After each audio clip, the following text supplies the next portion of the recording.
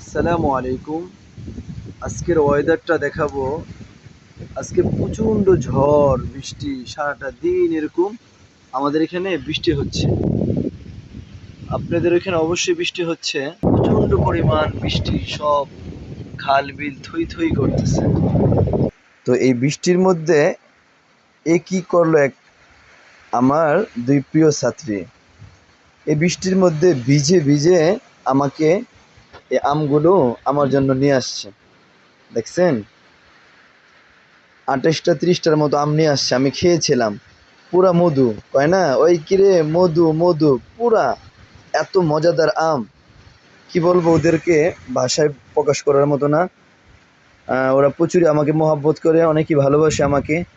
আমিও ওদেরকে প্রচুর, সকল ছাত্রছাত্রীদেরকে ভালোবাসি, স্পেশালভাবে ওদেরকে অনেক ভালোবাসি। কেন, ওরা আমার খুব খোঁজখবর রাখে, আমি কি খাইছি কি পড়ছি।